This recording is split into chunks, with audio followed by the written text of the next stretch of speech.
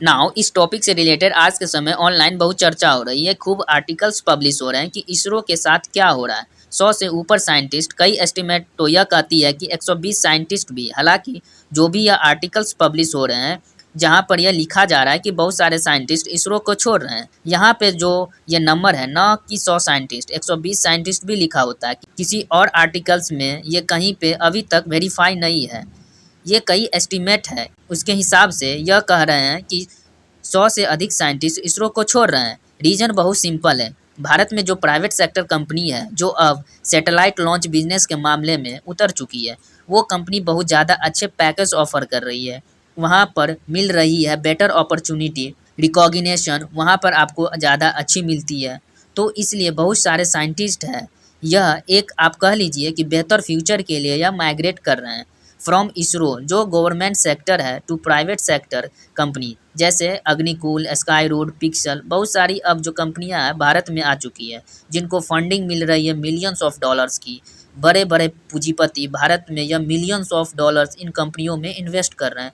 अब सीधी सी बात है कि जब इन कंपनियों के पास इतना पैसा होगा, तो इसरो के टॉप साइंटिस्ट को यह अपनी तरफ आकर्षित करने के लिए यह सैलरी के पैकेज 2 गुना 3 गुना बिल्कुल ऑफर कर देंगे।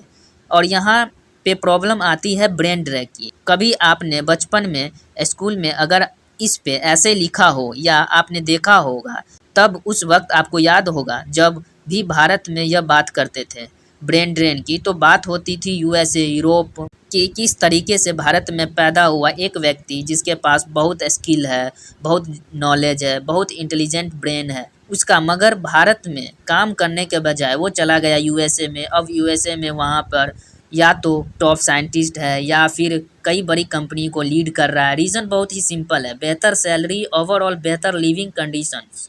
और इसके कई एग्जाम्पल आपको मिल जाएंगे। कुछ एग्जाम्पल तो आपके सामने ही है, सुंदर पिचाई। उसके अलावा हजारों लाखों आपको एग्जाम्पल मिल जाएंगे कि किस तरीके से भारत का ब्रेन ड्रेन हुआ है।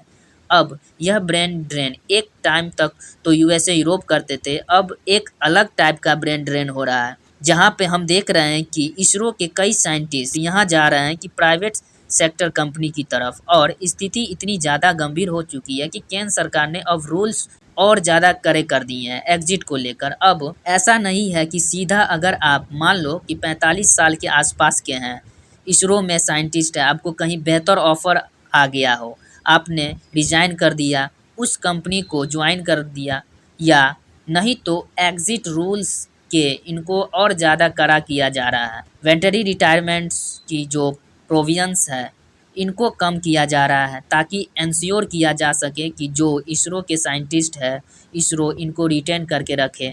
प्राइवेट सेक्टर सारे इसरो के जो साइंटिस्ट हैं, इनको अपनी तरफ आकर्षित न कर ले।